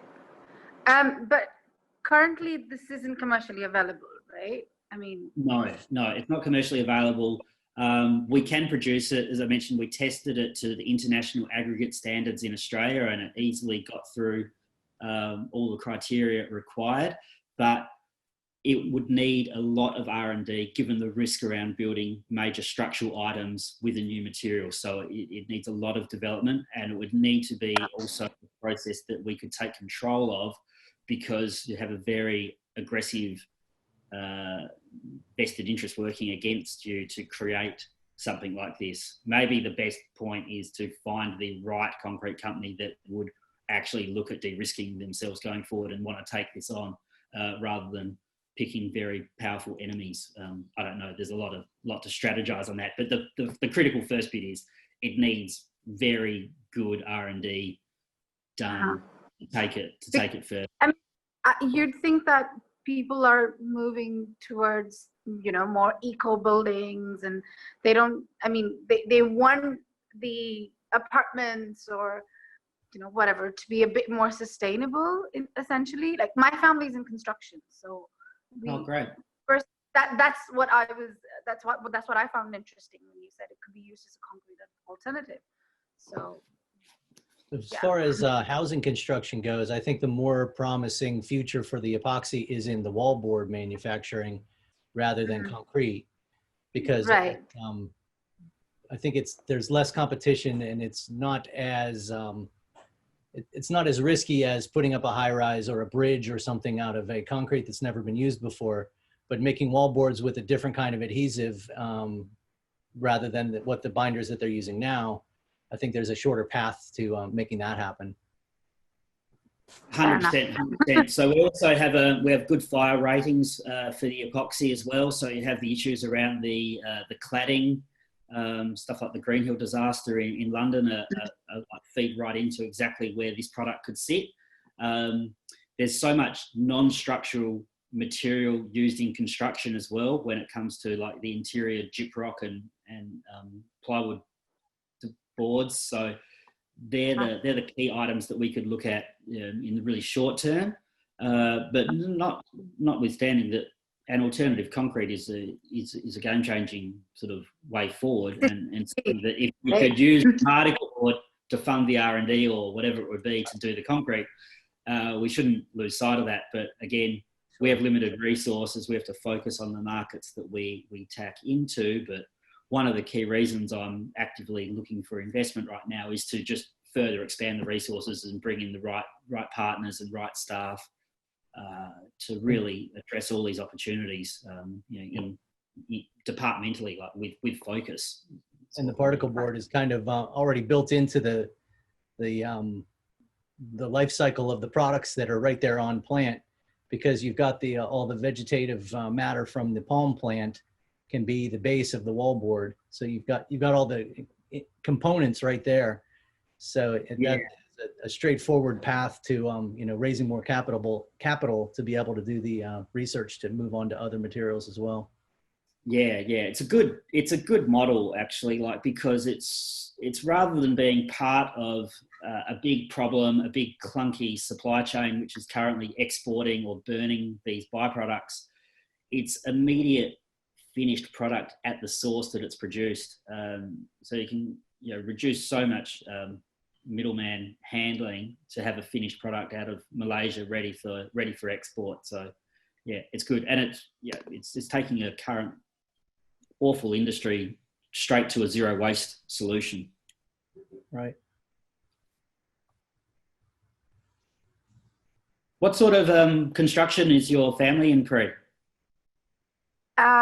Industrial. We make industrial sheds, warehouses,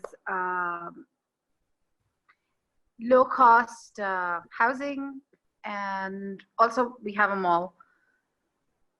Brilliant. So a bit of everything, but small things. Yeah. That's really good. I'll share. So we're working out of Malaysia and Indonesia. We're really focused on what we can do with low cost housing and opportunities to do greater good. So I'd be keen to talk to you about that. But as far as industrial goes with warehousing and shedding,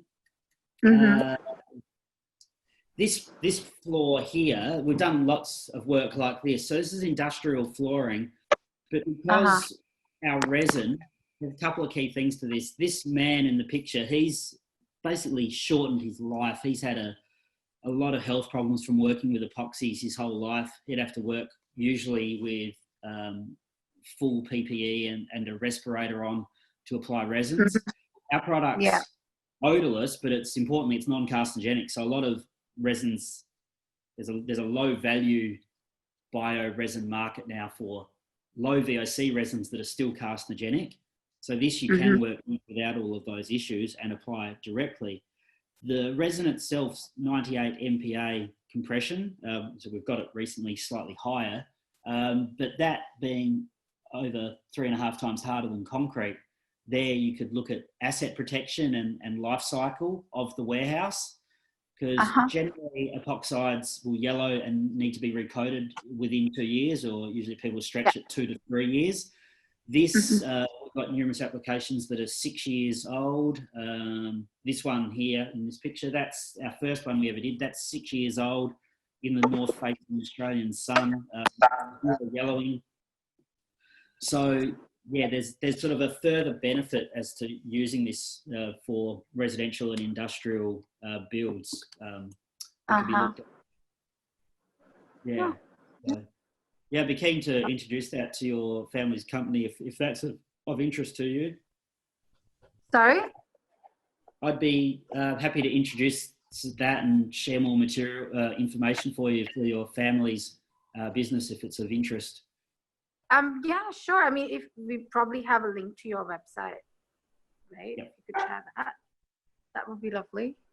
Yeah, that's good. Yeah. If you do find our website, there's a technical details page on there that has reports and other information around the resin's performance, but I'm happy to share more. Perfect. I want to introduce you to Bob. So Christo and Sean and O'Neill, I'm singling you guys out because you had all expressed interest in CNAF potentially. Bob Larson, who just joined us, did the interview that we highlighted last week, and he is spreading CNAF globally, but particularly in the US. So Christo and Bob, you were unlikely contacts, and I know Sean, unlikely because tonight's the first contact, and Sean, I know you and Bob met last week. So say hi, guys. Hi, Bob. Christo, you're muted too. Bob, you're unmuted now. Hi, folks. Hey, Bob. Glad Hi, you Bob. could make it. Pri and Bob are getting to be old friends, being here multiple weeks. And Marty, you and Bob have met, right? I think you're muted, Marty. Okay. No, I don't think Bob and I have met. Okay. I wasn't able to be here last week. I was on a different program. Okay. So anyway, I don't know, is there, beyond making the introduction, is there anything more that we say? O'Neill, you. I have a question for Bob.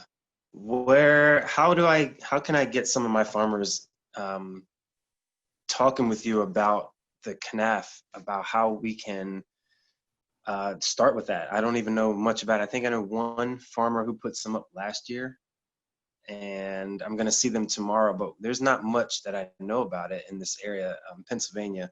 I'm working with some farmers in North Carolina, Oklahoma, and Florida as well. And I know none of them have heard about it.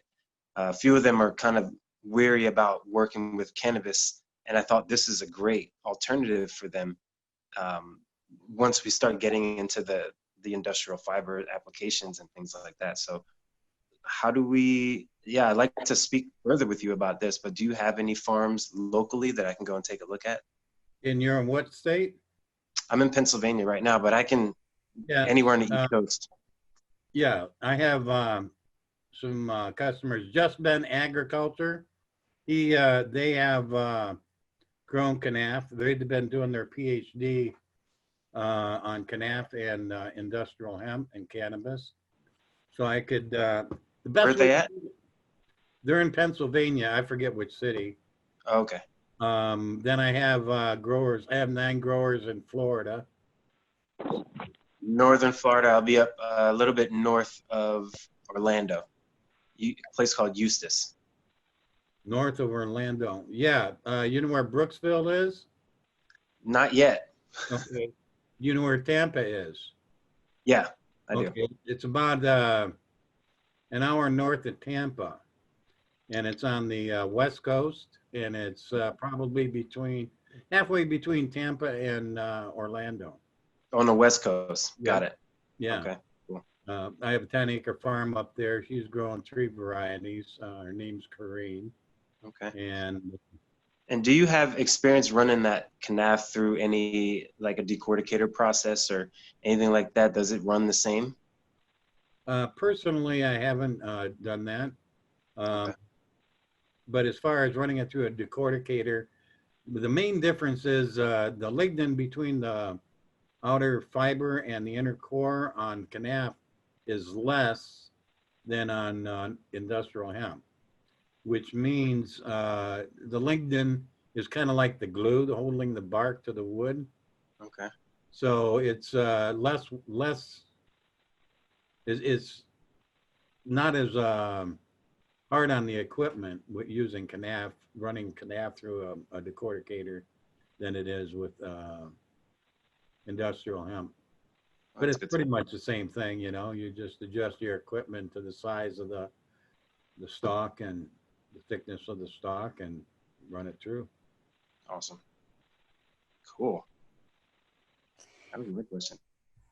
All right. So to answer your question, the best way to get in touch is via my website, Canaf, Kenaf, Partners, Partners, USA.com.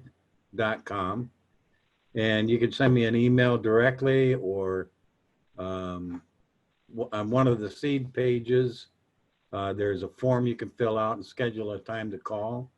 You might mention that you want to have several people in on the call, and we can schedule it in advance.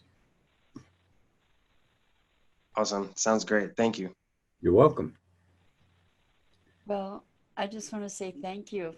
I figure we're ready to wrap up. You got here in time to meet people and say goodnight, Bob, but I'm really glad you came.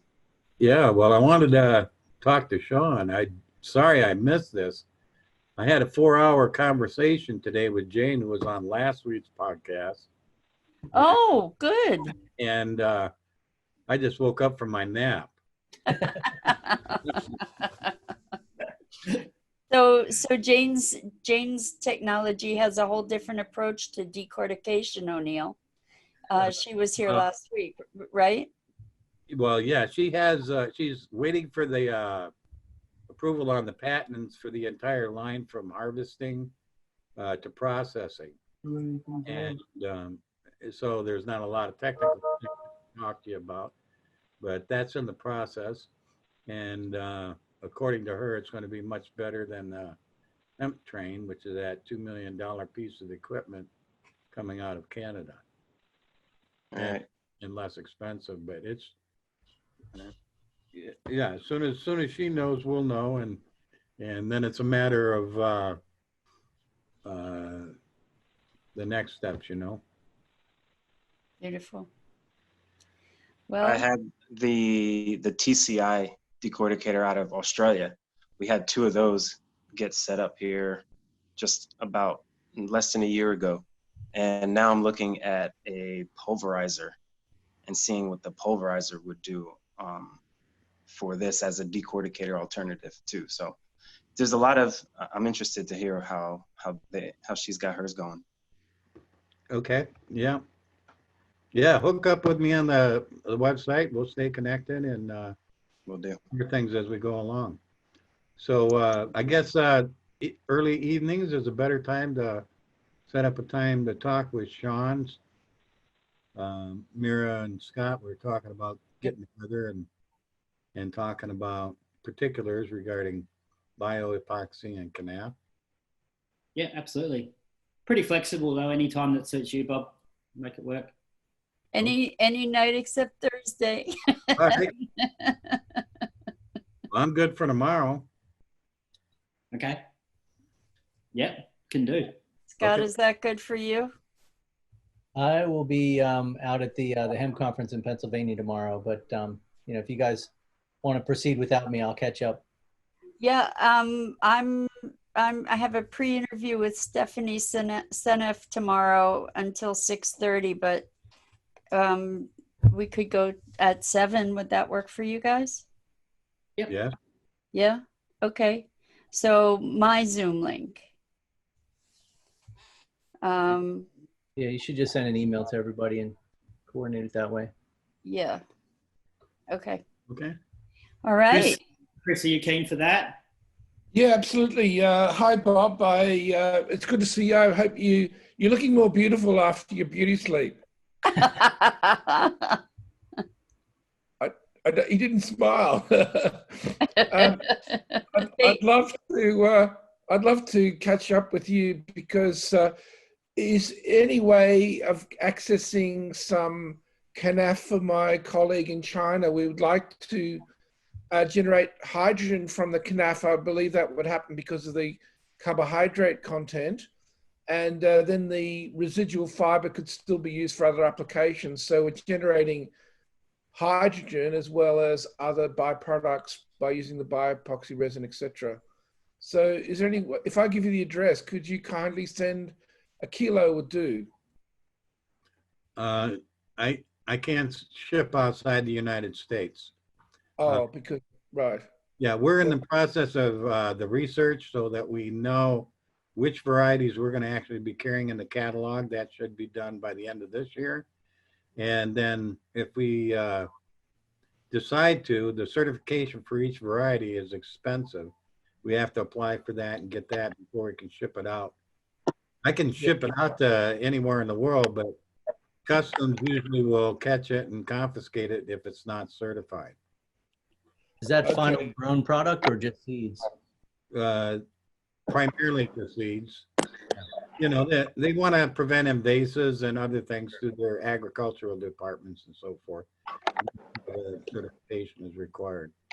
But I have contacts in Malaysia that can get you the contact with as well. That would probably be more. Contacts in Malaysia, send it to China. Yeah. Okay, I'll email you. I went onto your website. I'll email you and make that request if you wouldn't mind. No, please do. Thank Chris, you. you'll be joining us tomorrow night too?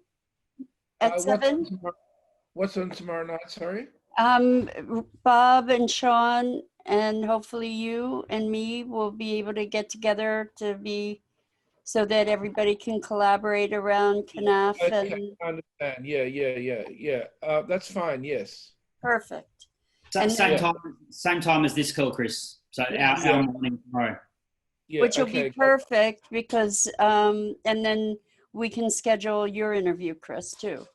Yeah, that'd be nice. I look That'd be forward to awesome. that. And let's make sure we Everybody- talk about the fact that, Bob, you know someone with canaf in Malaysia, because that's where I want to open up the conversation. Yes. Yeah, good. Okay. Well, I think we should wrap it up. This has been really, really amazing. What do you think, Scott? Yeah, definitely. It's great to be making connections and getting people working together. I mean, that's the whole vision of what we're shooting for. Big time. So this collaboration thing is very exciting. Yay. So we do it every Thursday. So hopefully you will join us again, and maybe Next we could Thursday even. is, next Thursday, we've got a regenerative farming will be the theme. So learn about ways to produce food for ourselves without destroying the topsoil and creating these monoculture agribusiness things that we've got going on now. And we'll have our guest, Amy Milliron, and she's creating curriculum for people of all ages in permaculture. And she actually has online permaculture courses and for kids from, I think, kindergarten through high school, and some even for adults. So Yeah. she's a fascinating woman, and has really been quite an activist, has a really interesting history. She's worth coming to see. What's Amy's last name and where she's from? Mill Iron. No. And she started an organization called Fearless Farmers. And what she does is she partners with regenerative farms that regenerative agriculture farms that then use her curriculum, and kids can go to the farms and do her curriculum at the farms. And she started with her own regenerative farm called Hills of Milk and Honey. It's based out of Texas, right? Yeah. Yeah, she's really cool. Really cool. So you mentioned her last week. Yeah, we mentioned her last week. She's going to be here next week. Oh, brilliant. Yeah, she's wonderful. Really, really wonderful. It's a great interview.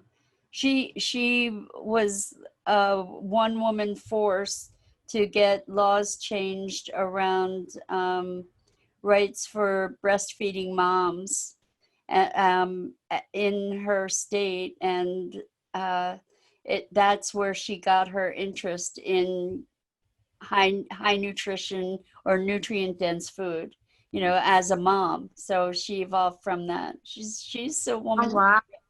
Yeah, she's a woman to be reckoned with. Such an interesting story. Very, very. So tune in with us next week.